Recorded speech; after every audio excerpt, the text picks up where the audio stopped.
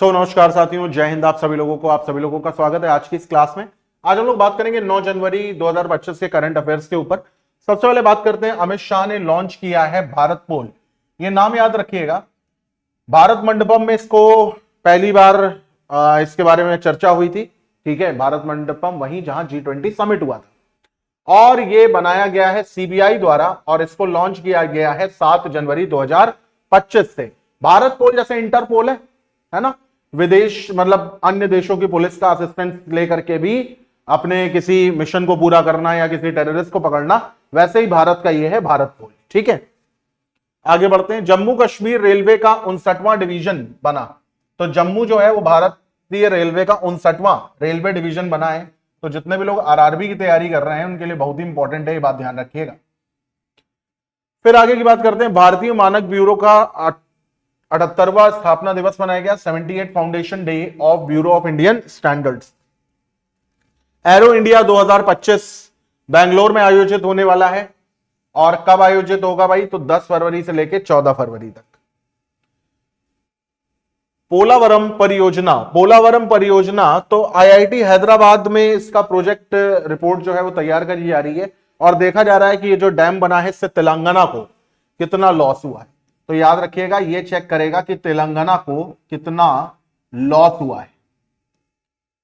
केंद्र ने सिक्किम में भारत का पहला जैविक मत्स्य पालन क्लस्टर शुरू किया है। तो सेंटर ने लॉन्च करा है इंडिया का पहला organic fishery cluster in Sikkim. V Narayanan will be new head of ISRO. तो वी नारायणन जो है वो इसरो के नए हेड हैं। गुजरात के जामनगर में भारत की पहली तटीय और वेडर पक्षी जनगणना। तो India first coastal and wader bird census in Jamnagar, Gujarat में होगी। अब हम लोग आ गए एमसीक्यू पर। अभी हाल ही में गृह मंत्री अमित शाह ने पुलिस सहायता के लिए किस पोर्टल को लॉन्च करा है? भारत पेट्रोल, भारत रक्षा, भारत कवच या भारत पोल? तो याद रखिएगा भारत पोल, इंटरपोल से संबंधित है।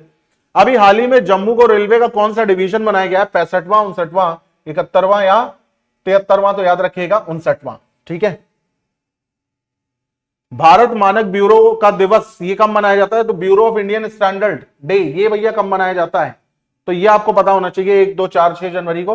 तो 6 जनवरी को मनाया जाता है। 6 जनवरी को मनाया जाता है बीआईएस डे। 6 जनवरी को मनाया जाता है क्या? BIS day. एरो इंडिया 2025 का आयोजन कहां होगा? बेंगलोर, नई दिल्ली, मुंबई, जयपुर? तो बेंगलुरु में होगा। कहां होगा? तो बेंगलुरु में होगा। पोलावरम परियोजना को राष्ट्रीय परियोजना का दर्जा कब मिला था? 2014 में, 2015 में, 2016 में या 2017 में? तो वर्ष 2014 में। कब मिला था भैया? तो 2014 में मिला था।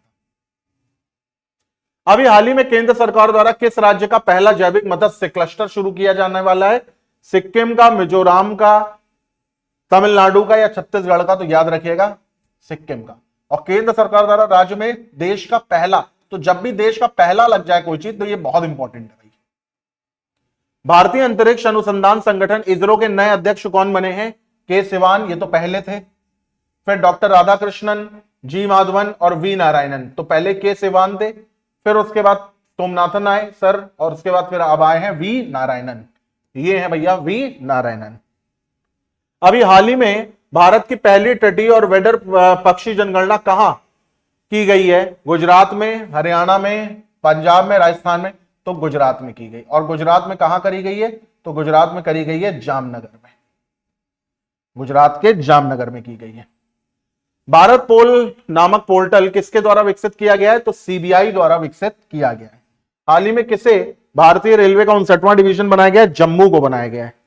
बीआईएस की स्थापना कब हुई थी? तो याद रखिएगा आजादी के समय हुई थी। हर देश अपना बीआईएस सिस्टम लाता है। ठीक है। एरो इंडिया 2025 का कौन सा संस्करण आयोजित होने वाला है? तो 15वां संस्करण आयोजित होने वाला है। ग्लोबल जेंडर गैप इंडेक्स में भारत की रैंक क्या है? 159वीं है। वर्ष 2025 में एरो इंडिया का विषय क्या है? तो 15वें एरो इंडिया का विषय है क्या है भाई? The runway two billion opportunities. The runway two billion opportunities. Polavaram परियोजना का संबंध किस राज्य से है? तो आंध्र प्रदेश, तेलंगाना। केंद्रीय पशुपालन मत्स्य पालन मंत्री कौन है? तो राजीव रंजन सिंह है। इसरो के प्रथम अध्यक्ष कौन थे? तो यह बात ध्यान में रखिएगा कि इसरो के जो प्रथम अध्यक्ष थे वो थे विक्रम साराभाई। ठीक है, विक्रम साराभाई। आपने वो देखी होगी ना मूवी, कौन सी थी, मिशन मंगल, उसमें फोटो आपने देखी होगी एपीजे अब्दुल कलाम के साथ। ऐसे भी विक्रम साराभाई की फोटो एपीजे अब्दुल कलाम के साथ, भारत का पहला रॉकेट लॉन्च करते हुए। भारत की पहली तटीय और वेटलैंड पक्षी जनगणना का क्षेत्र कौन सा है?